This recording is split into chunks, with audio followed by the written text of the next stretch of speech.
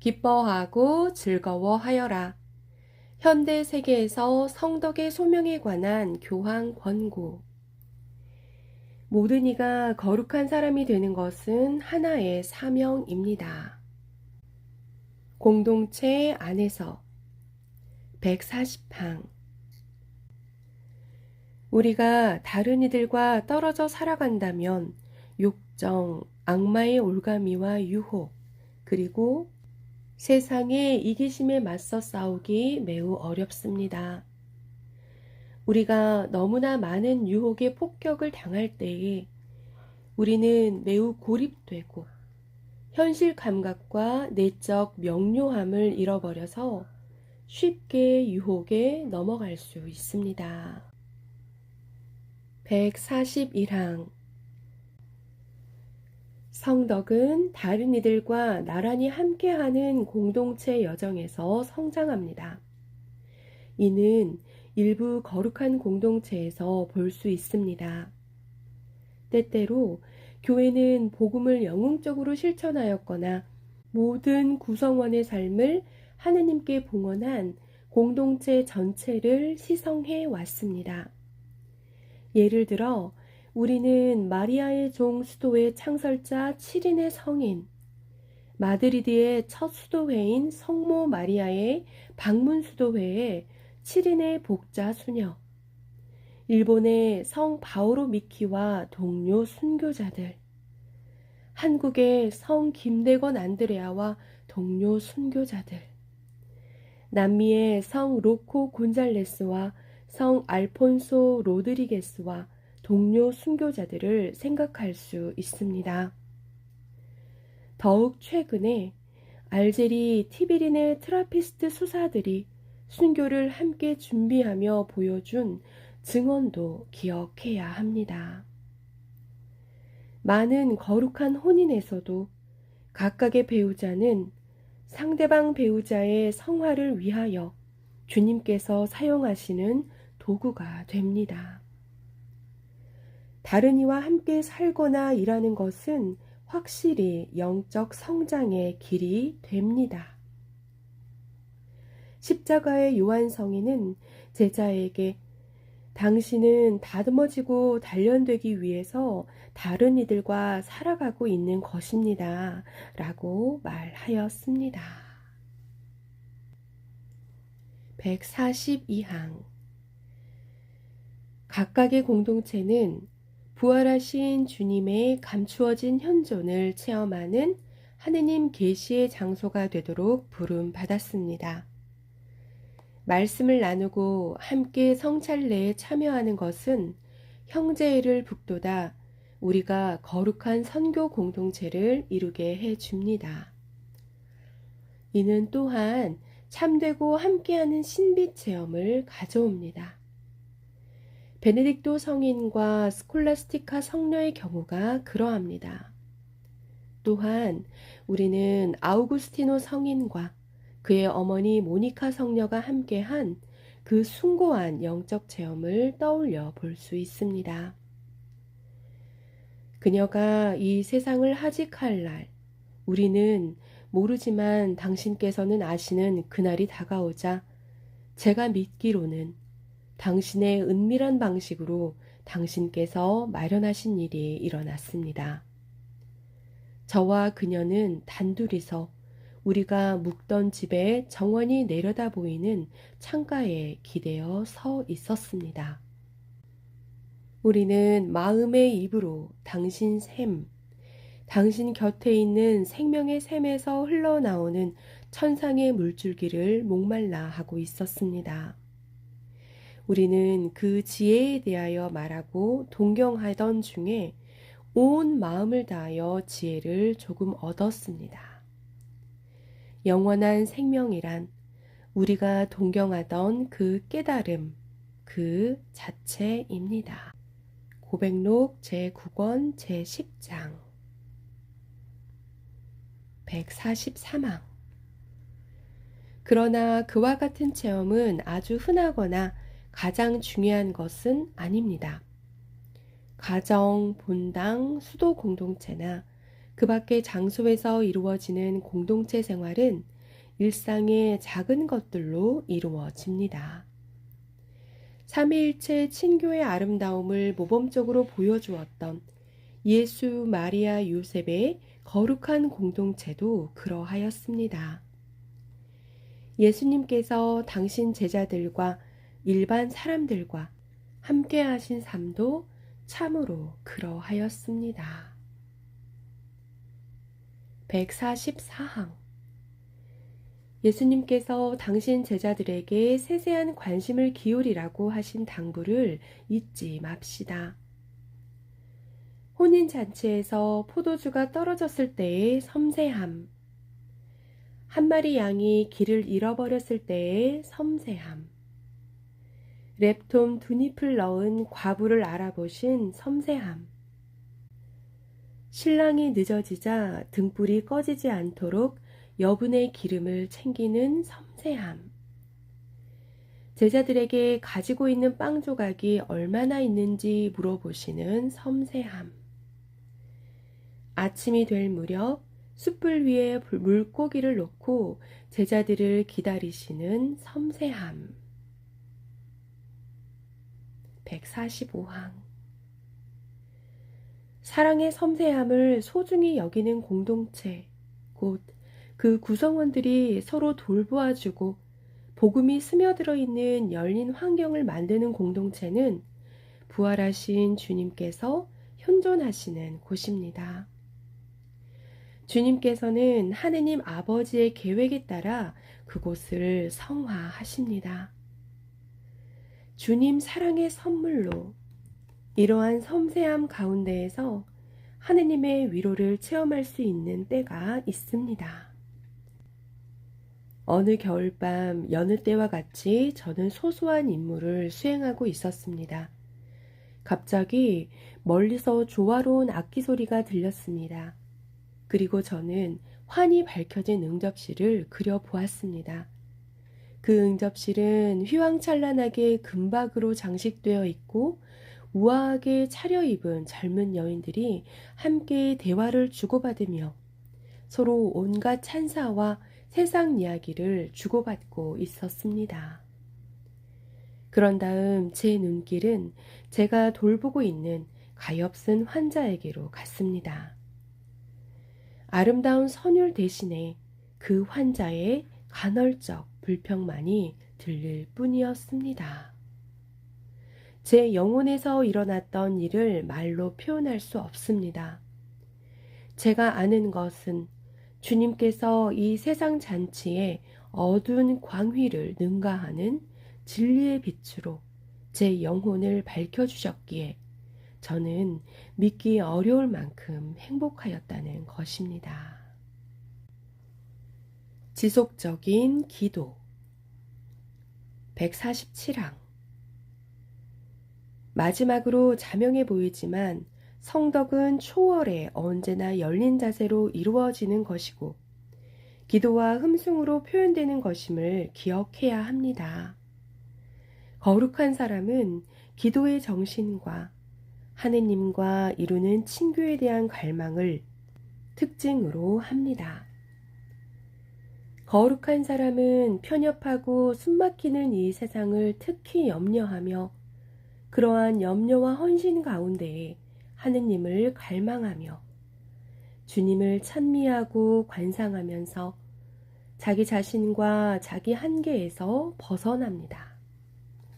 저는 굳이 긴 시간이나 강렬한 감정을 쏟는 그러한 기도가 아니어도 기도 없는 성덕을 믿지 않습니다. 148항. 십자가의 요한성인은 다음과 같이 권고합니다. 실제로든 생각으로든 또는 현실과 생각 모두에서 할 수 있는 한 언제나 하느님의 현존 안에 머물러 있도록 노력하십시오. 결국 하느님을 향한 우리의 열망은 우리의 일상생활에서 분명히 표현될 것입니다. 끊임없이 기도하도록 노력하십시오. 외부 활동을 하는 중에도 기도를 게을리하지 마십시오. 먹고 마시며 누구와 대화를 나누고 무슨 일을 할지라도 하느님 안에서 사랑의 마음을 지키며 언제나 하느님을 바라보십시오. 149항. 그러나 이렇게 되려면 홀로 하느님과 함께하며 하느님께만 바치는 시간도 필요합니다. 아빌라의 데르사 성녀에게 기도는 우리를 사랑하시는 그분과 함께하는 우정 어린 대화이자 빈번한 독대입니다. 사실 이것은 특별한 소수뿐만 아니라 우리 모두에게 해당되는 것임을 강조하고자 합니다. 우리는 모두 이러한 침묵, 흠숭을 받으시는 그분의 현존으로 충만한 침묵이 필요하기 때문입니다. 신뢰로 가득한 기도는 하느님과 마주하는 만남에 열린 마음으로 응답하는 것입니다. 그 만남에서는 모든 것이 평화롭고 침묵 가운데에 주님의 고요한 목소리를 들을 수 있습니다. 150항. 그러한 침묵 안에서 성령의 빛으로 우리는 주님께서 우리를 부르시는 성덕의 길을 식별할 수 있습니다. 그렇지 않으면 우리가 내리는 어떤 결정도 우리 삶으로 복음을 드높이기보다는 복음을 가리거나 억누르는 가식적인 거칠애에 불과하게 될 것입니다. 제자들은 각자 반드시 스승님과 함께 머물며 그분의 말씀을 경청하고 언제나 그분께 배워야 합니다. 우리가 경청하지 않는다면 우리의 모든 말은 단지 아무 쓸모없는 잡담에 지나지 않을 것입니다. 151항. 우리는 다음과 같은 사실을 기억해야 합니다. 우리의 인간성이 삶의 고난으로 손상되거나 죄로 얼룩졌을지라도 돌아가시고 부활하신 예수님의 얼굴을 관상하는 것은 우리의 인간성을 회복시켜 줍니다. 우리는 그리스도 얼굴의 권능을 마음대로 조종하지 말아야 합니다. 그래서 저는 여러분에게 묻고자 합니다. 여러분은 주님의 현존 안에 조용히 머물며 차분하게 주님과 시간을 보내거나 주님의 눈길에 빠져들어 본 순간들이 있습니까? 여러분 마음에 주님의 불이 타오르게 합니까? 주님께서 당신 사랑과 자애로 여러분을 더욱 따뜻하게 감싸도록 하지 않는다면 여러분에게 불길이 일지 않을 것입니다. 그렇다면 어떻게 여러분의 말과 증거로 다른 이의 마음에 불을 놓을 수 있겠습니까? 그리스도의 얼굴을 응시하여도 자신이 치유되고 변화될 수 없을 것 같은 느낌이 든다면 주님의 심장, 곧 그분의 상처 안으로 들어가십시오. 거기에 하느님의 자비가 머물러 있기 때문입니다. 152항. 기도의 침묵을 절대로 우리를 둘러싼 세상에 대한 도피나 거부의 형태로 여기지 말기를 부탁합니다. 끊임없이 기도하며 순례길을 걸었던 러시아 순례자는 그와 같은 기도가 자기 주위에서 일어났던 모든 것에서 자신을 떼어놓지 않았다고 말합니다. 제가 만난 모든 사람이 다 제 가족처럼 사랑스러웠습니다. 행복과 위안을 제 영혼으로 느꼈을 뿐만 아니라 바깥 세상 전체도 매력과 기쁨으로 가득 찬 것으로 보였습니다. 순례자의 길. 153항. 역사 또한 사라지지 않습니다. 기도는 우리의 삶에 현존하시고 활동하시는 하느님의 은총으로 풍요로워지기에 언제나 기억으로 충만하여야 합니다. 하느님께서 하신 일을 기억하는 것은 하느님과 그분 백성이 맺은 계약을 체험하는 데에 바탕이 됩니다. 하느님께서는 역사 안으로 들어오시기를 바라셨으며 그래서 우리의 기도는 기억들로 엮여 있습니다.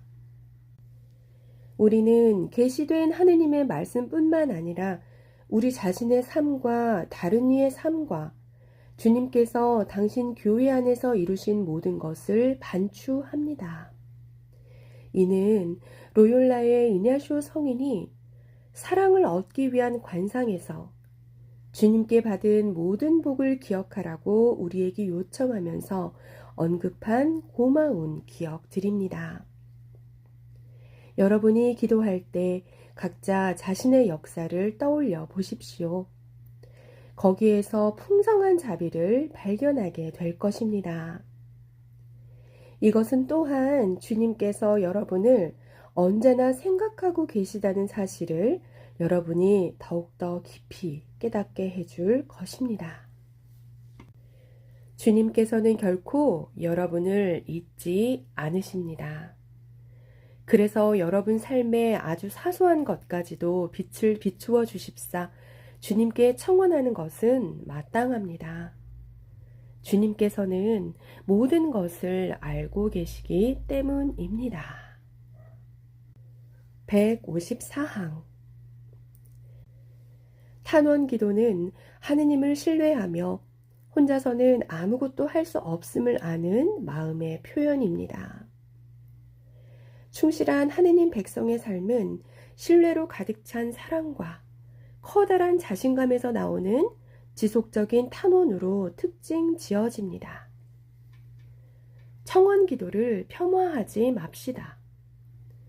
청원 기도는 흔히 우리 마음을 진정시키고 우리가 희망을 간직할 수 있게 도와줍니다.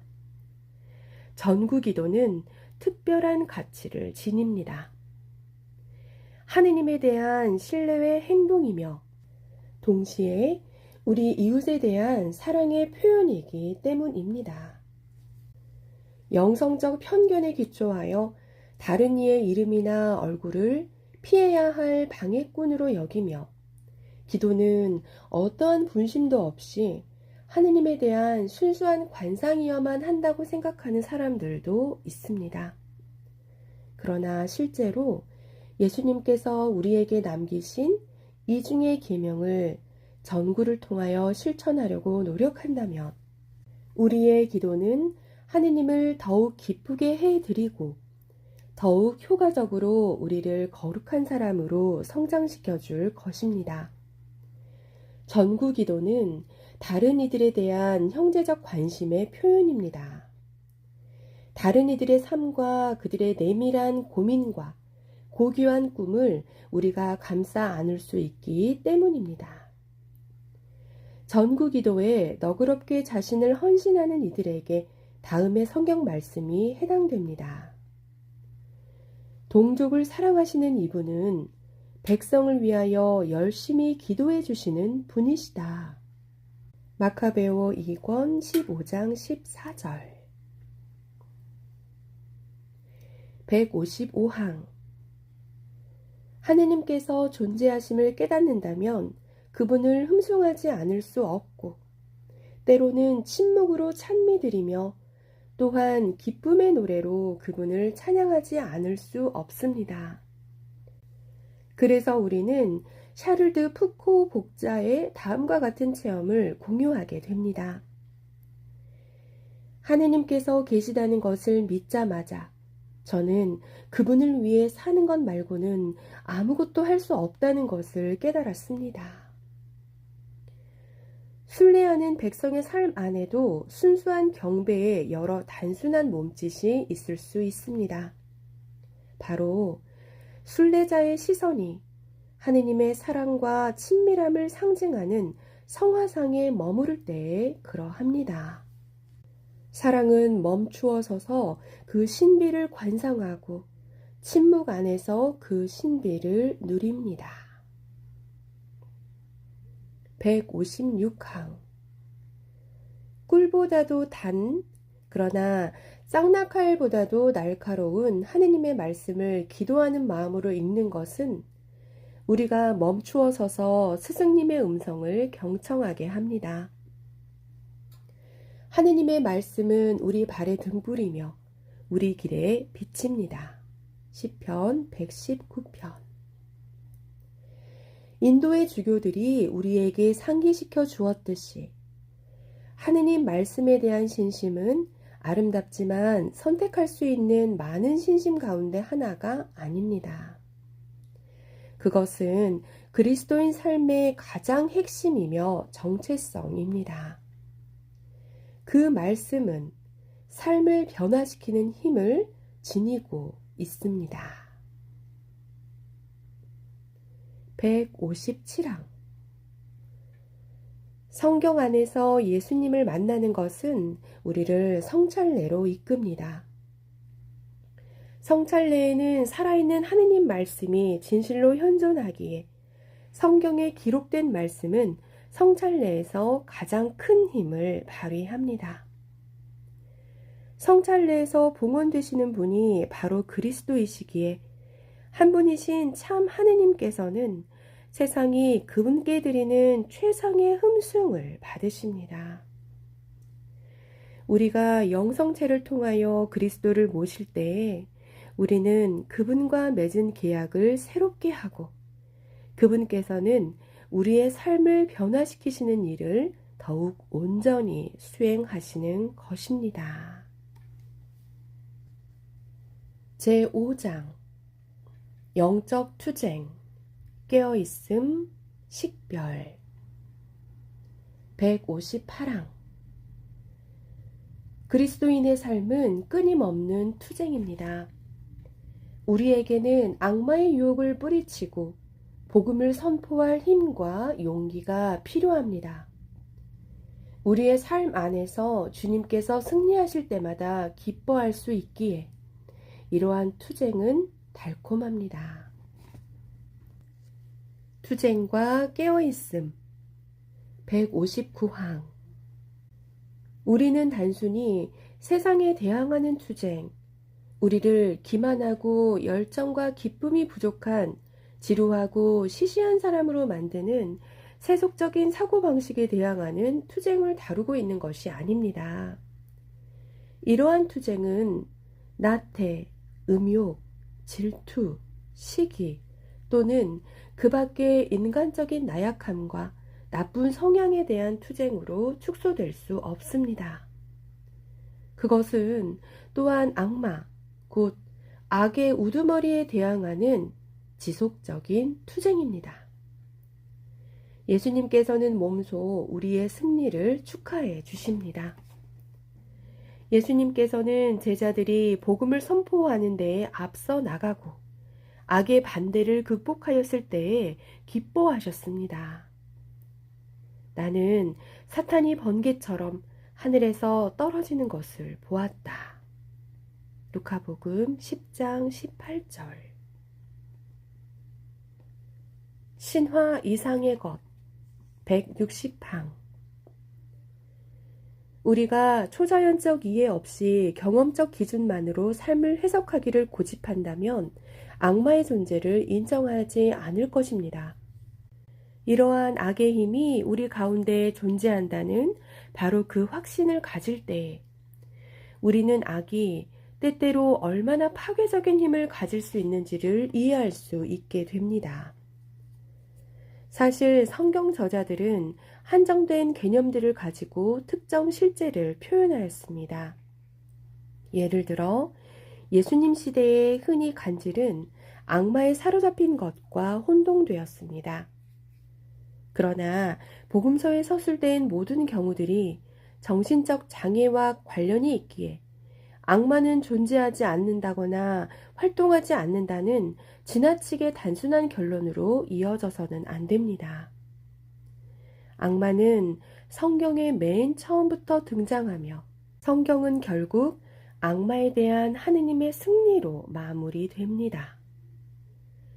실제로 예수님께서는 우리에게 주님의 기도를 남겨주시면서 우리가 하느님 아버지께 저희를 악에서 구하소서 라고 간청하며 기도를 마치기를 원하셨습니다. 이 마지막 구절은 추상적 악을 의미하는 것이 아닙니다. 더욱 정확히 옮기면 악한 자입니다. 이는 우리를 공격하는 인격적 존재를 가리킵니다. 예수님께서는 악마의 힘이 우리를 지배하지 않도록 악마에게서 우리를 구해달라고 날마다 간청하라고 가르치셨습니다. 161항. 그래서 우리는 악마를 하나의 신화, 표상, 상징, 비유 또는 관념으로 여겨서는 안 됩니다. 이러한 실수는 우리가 경계를 풀고 부주의하게 만들며 결국 더욱 취약한 상태가 되게 합니다. 악마는 우리를 사로잡을 필요가 없습니다. 악마는 우리에게 미움, 우울, 시기, 악습의 독을 퍼뜨립니다. 우리가 경계를 풀 때 악마는 이를 이용하여 우리의 삶, 우리의 가정, 우리의 공동체를 파괴합니다. 악마는 으르렁거리는 사자처럼 누구를 삼킬까 하고 찾아 돌아다닙니다. 베드로일서 5장 8절. 깨어서 믿어라. 162항. 하느님의 말씀은 우리가 확실히 악마의 관계에 맞설 수 있도록 그리고 악한 자가 쏘는 불화살을 막아서 끌 수 있도록 초대합니다. 에페소서 6장. 성덕을 향한 우리의 길은 바로 끊임없는 투쟁이기에 이러한 표현은 감성에 젖은 말이 아닙니다. 이것을 깨닫지 못한 이들은 실패와 저속함의 희생자가 될 것입니다. 이러한 영적 투쟁을 위하여 우리는 하느님께서 주신 강력한 무기, 곧 믿음으로 충만한 기도, 하느님 말씀의 묵상, 미사 참여, 성체 조배, 고해 성사, 자선 활동, 공동체 생활, 선교 활동에 의지할 수 있습니다. 우리가 부주의해진다면 악마의 거짓 약속이 쉽게 우리를 유혹할 것입니다. 성 브로체로 사제가 언급하였듯이 루시퍼가 여러분에게 자유를 약속하고 그의 모든 혜택을 퍼붓는다고 해도 이러한 혜택이 거짓, 기만, 독이라면 무슨 소용이 있겠습니까? 163항. 이 여정에서 선한 모든 것을 증진하고 영적인 삶으로 나아가고 사랑을 키우는 것은 악에 맞서 균형을 지키는 최상의 방책입니다. 중립으로 남아있기를 선택하고 하찮은 것에 만족하며 주님께 기꺼이 자신을 봉헌하려는 이상을 포기한 사람들은 결코 버틸 수 없을 것입니다. 패배감에 젖는다면 더 나빠집니다. 확신 없이 싸움을 시작한 사람은 이미 싸움에서 절반은 진 셈이고 자신의 재능을 묻어버린 것이기 때문입니다. 그리스도인의 승리는 언제나 십자가입니다. 그러나 동시에 이 십자가는 승리의 깃발입니다. 악의 공격에 맞서 싸우는 강인한 온유함으로 우리는 이 깃발을 들고 갑니다. 영적 타락 164항. 성덕의 길은 성령께서 우리에게 주신 평화와 기쁨의 원천입니다. 한편 성덕의 길은 우리에게 등불을 켜놓고 주의를 기울이라고 요구합니다. 악한 것은 무엇이든 멀리 하십시오. 테살로니가 1서 5장 22절. 깨어 있으십시오. 마테오복음 24장 42절. 잠들지 마십시오. 테살로니가 1서 5장 6절. 하느님의 율법에 어긋나는 중대한 죄를 짓지 않았다고 생각하는 사람들도 무감각하고 무기력한 상태로 떨어질 수 있습니다. 그들은 양심의 가책을 느낄 만한 심각성을 보지 못하기에 자신의 영적 삶이 점차적으로 식어가는 것을 깨닫지 못합니다. 결국 그들은 약해져서 타락하게 되고 맙니다. 165항. 영적 타락은 편한 자기만족의 눈먼 형태이기에 죄인의 쇠락보다 더욱 나쁜 것입니다. 그래서 기만, 중상, 이기주의, 다른 미묘한 형태의 자기중심성과 같은 것들이 전부 용납되는 것처럼 보입니다. 사탄도 빛의 천사로 위장하기 때문입니다. 고린토이서 11장 14절. 솔로몬은 그렇게 자신의 생을 마감하였습니다. 반면에 다윗은 중대한 죄를 지었음에도 자신의 치욕을 만회할 수 있었던 것입니다. 예수님께서는 타락으로 쉽게 이끄는 이러한 자기 기만에 대하여 경고하십니다.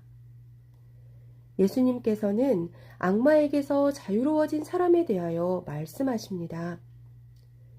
그 사람은 자신의 삶이 이제는 정돈되었다고 확신하였으나 결국 더 악한 7영에게 사로잡혀 버렸습니다. 루카복음 11장 24절에서 26절. 다른 성경 본문에서도 이에 대하여 강력하게 말하고 있습니다. 개는 자기가 개운 대로 되돌아간다. 베드로이서 2장 22절. 식별 166항. 어떤 것이 성령에게서 온 것인지 아니면 세속적 영이나 악마의 영에서 비롯된 것인지 어떻게 알 수 있습니까? 유일한 길은 식별입니다. 식별은 지성이나 상식 이상의 자질을 요구할 뿐만 아니라 우리가 간청해야 하는 은총이기도 합니다.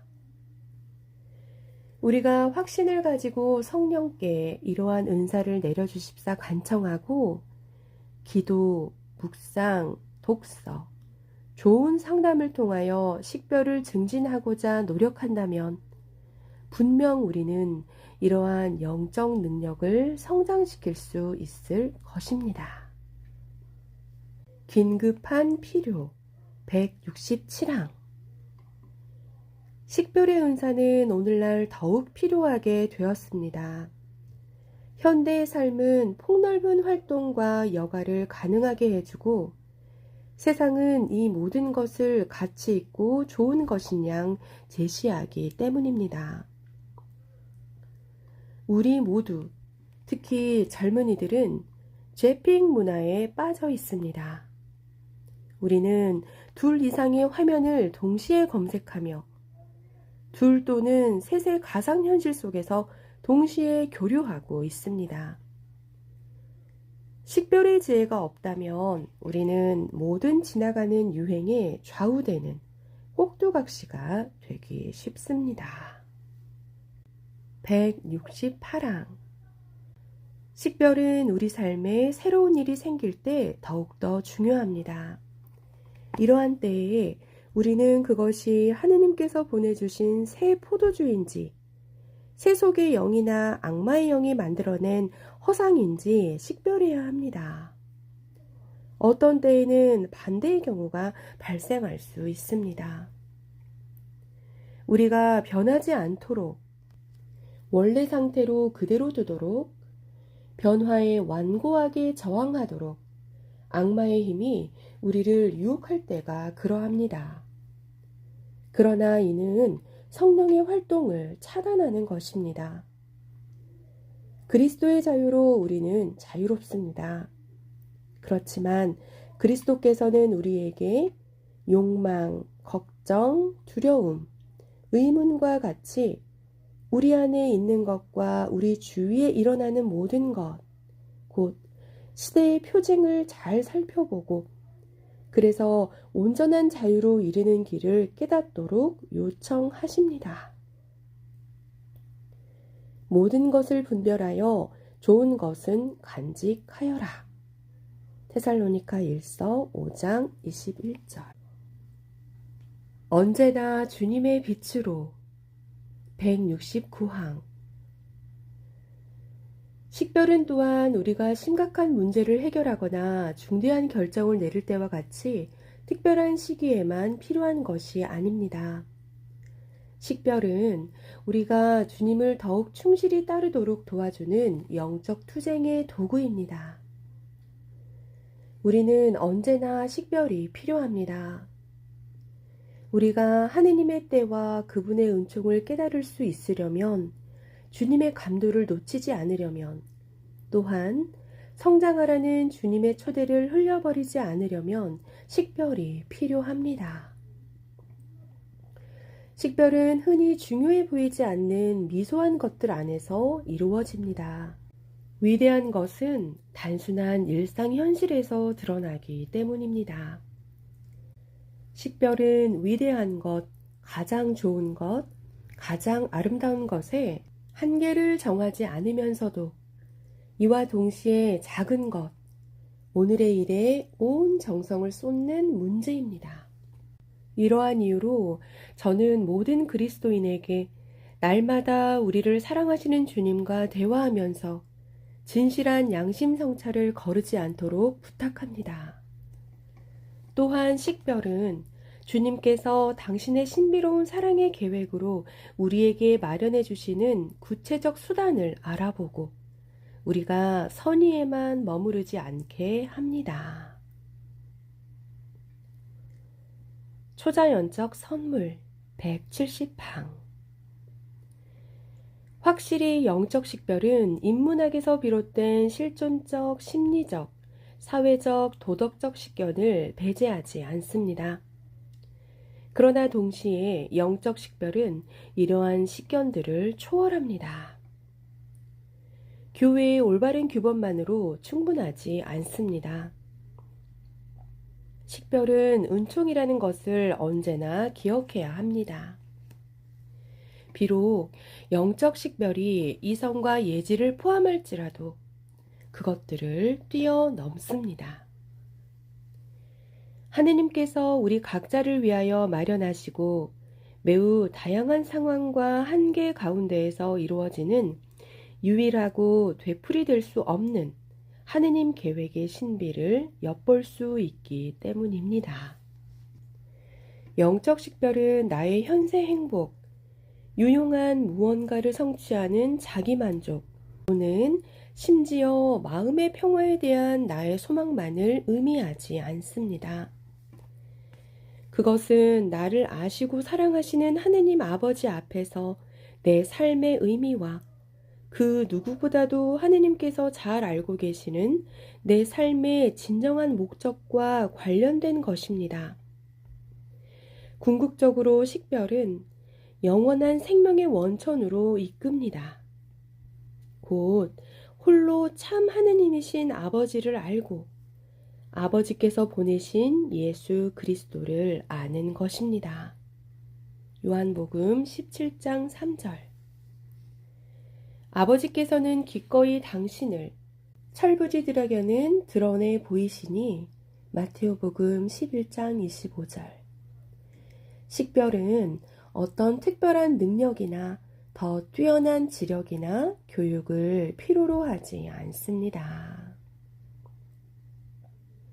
171항. 주님께서는 다양한 방식으로 일터에서 다른 사람들을 통하여 모든 순간마다 우리에게 말씀하십니다. 그러나 우리는 긴 침묵의 기도 없이는 알 수 없습니다.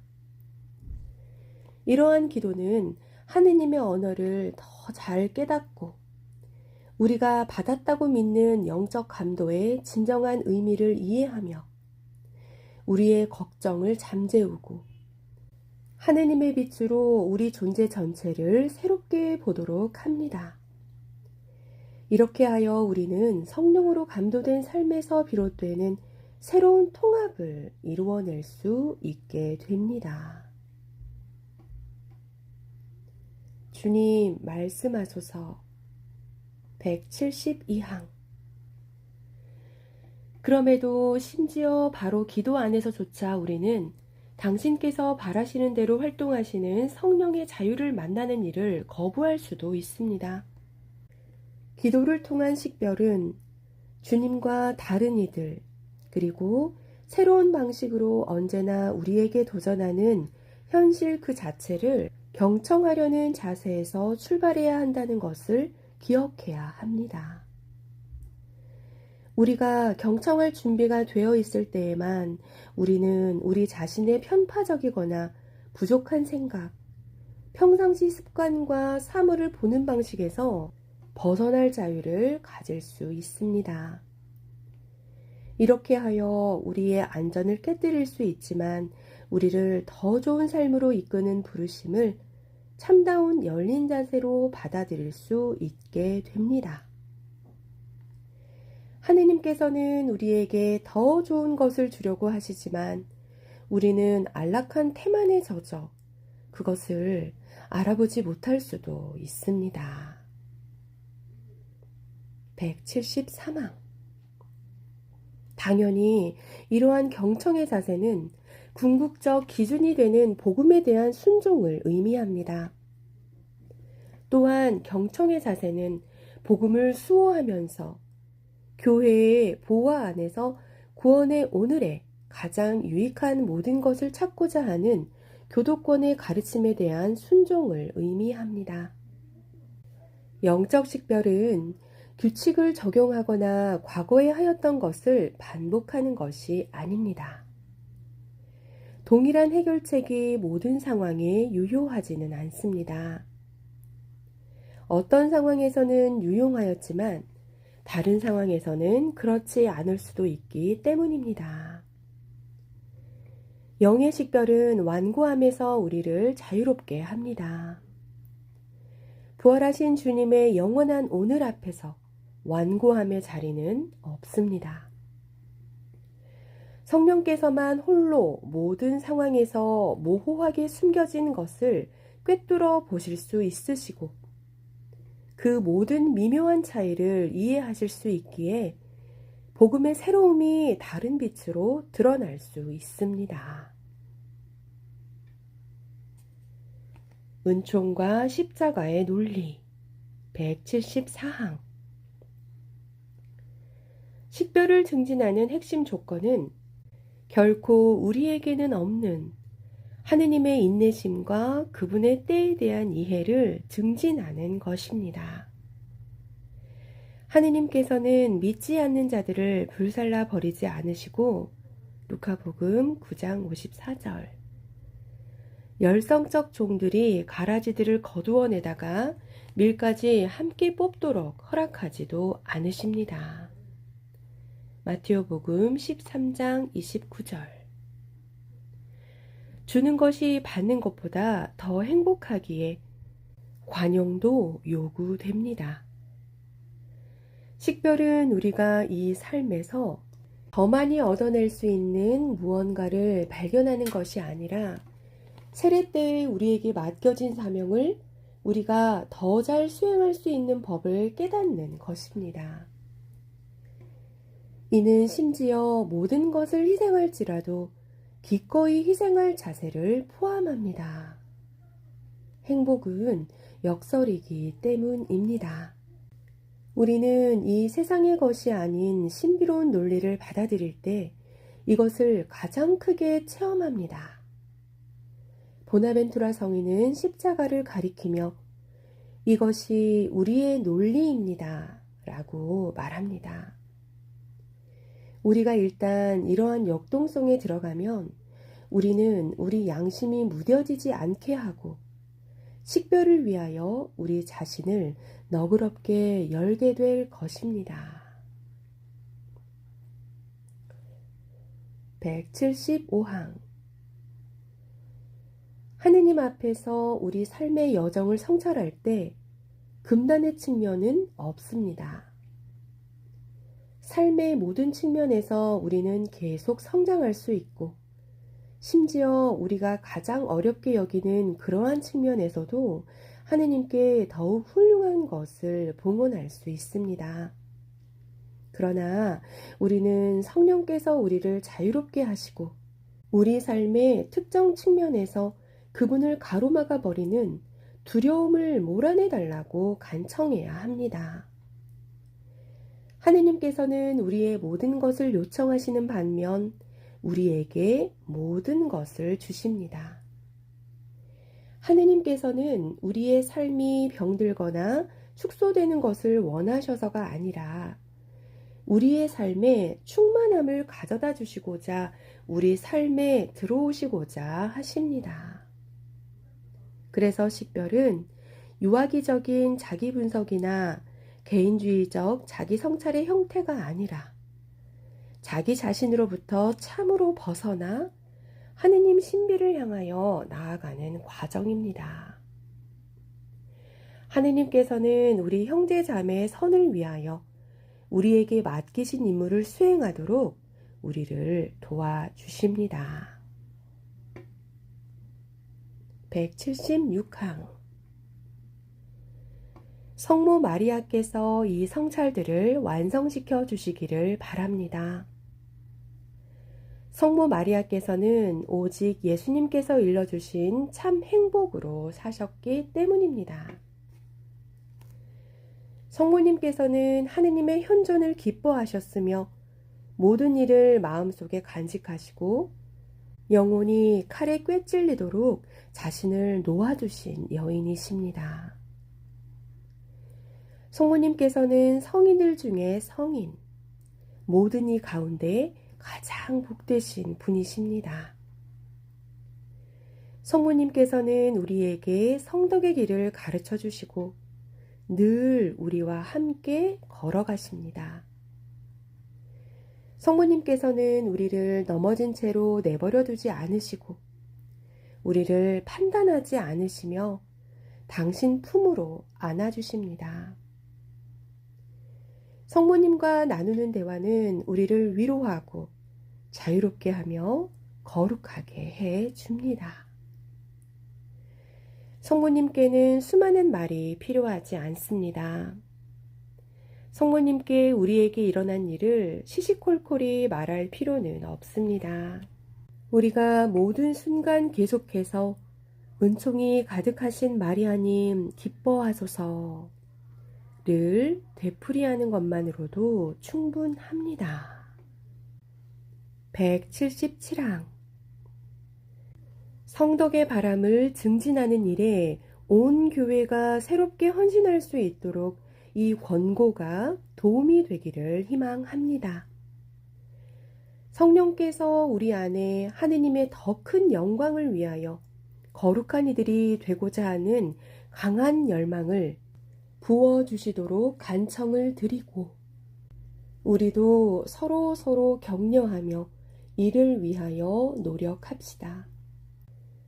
그렇게 할 때 우리는 세상이 우리에게서 앗아갈 수 없는 행복을 함께 누리게 될 것입니다. 로마 성 베드로좌에서 교황제위 제6년 2018년 3월 19일 성 요셉 대축일 프란치스코